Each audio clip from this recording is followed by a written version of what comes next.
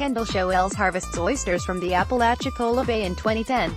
The oyster industry has collapsed in recent years because of the increasing salinity of the bay. By Rebecca Beach. Florida and Georgia have been arguing about the water that flows into the Apalachicola Bay for 3 decades, about as long as Tommy Ward and his family have been selling oysters from the bay. Florida says Georgia draws more than its fair share of water from the Flint and Chattahoochee rivers before they fused to create the Apalachicola River. Georgia uses the water to supply thirsty Atlanta and the vast farmland south of the metropolis. But its disruption of the freshwater flow has increased the salinity of the bay and the number of oyster-eating predators, which are able to thrive in saltier water. The result? The virtual collapse of the oyster industry in Apalachicola Bay. Gone is the era when 50 oyster boats could haul in more than 700 pounds of oysters each after a day on the bay. Now the only oysters Ward sells are those he grows in cages. His oyster distribution business, which has been in his family for 3 generations, has had to diversify, selling seafood generally. "We've gone from selling 100% oysters to about 0% to be truthful with you," he said. To increase water flow into the Bay, Florida in 2013 asked the U.S. Supreme Court to cap Georgia's water usage at 1992 levels, when the population of metropolitan Atlanta was about half what it is today. Georgia says that its water usage is not responsible for the environmental and economic decline of the Apalachicola Bay. During a week filled with U.S. Supreme Court-related news, many overlooked the significance of the ruling the court issued last week in the Florida-Georgia dispute. Taking a rare, if not unprecedented, stance, the court seemed to suggest that in water disputes between states, the health of an aquatic ecosystem can be considered alongside drinking water and farming concerns. Florida's odds did not look good as its case was headed to the Supreme Court. Ralph Lancaster, the special master appointed by the court to oversee most hearings in the case, said that though the bay had been affected by overuse of water upstream, it wasn't clear that capping Georgia's water use would solve the problem. But the justices disagreed, saying Lancaster used too strong a standard in evaluating whether adjustments upstream could solve problems in the Apalachicola Bay. The court remanded the case back to Lancaster, who must reconsider Florida's proposal and evidence. Florida is asserting that they want water for fish and fauna, and that's the first time that's ever been presented in one of these cases, and that's what makes it interesting, said Jesse Richardson, a professor at the West Virginia University College of Law who specializes in water issues. John Draper, a lawyer who has represented numerous states in interstate water disputes, agreed that going forward, environmental issues might get some notice and be a matter of concern. It may not decide the case, but it's come into the mix of what's likely to be considered by the court.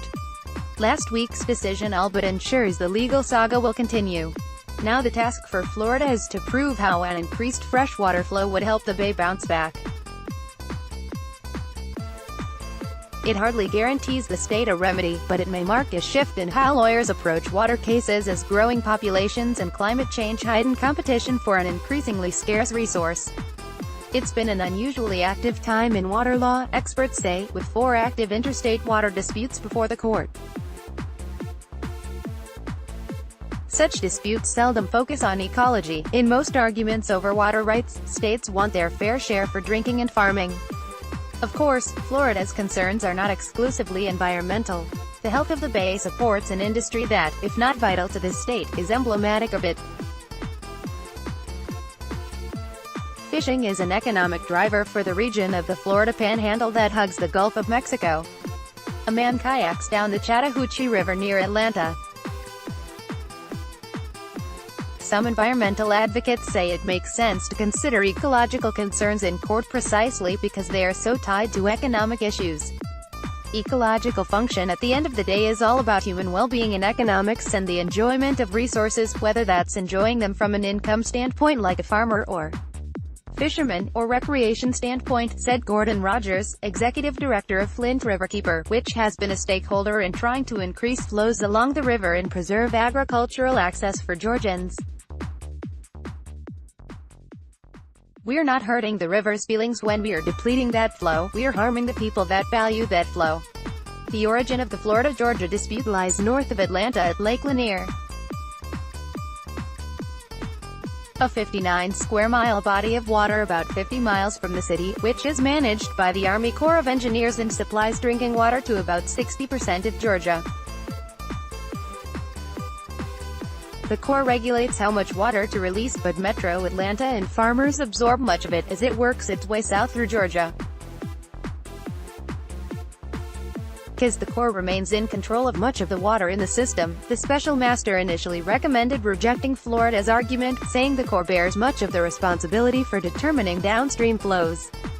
A lot of people and lives and economies are at stake with Lake Lanier, and so much is dependent on it, it's almost like putting all this pressure on something the size of a pinhead, said Joanna Cloud, executive director of the Lake Lanier Association, which promotes use of the lake as a water source and recreation spot. Those on the Georgia side point out Atlanta's water use is minimal, about 1.3% of the water in the basin, considering its population and economic importance. It's an argument U.S.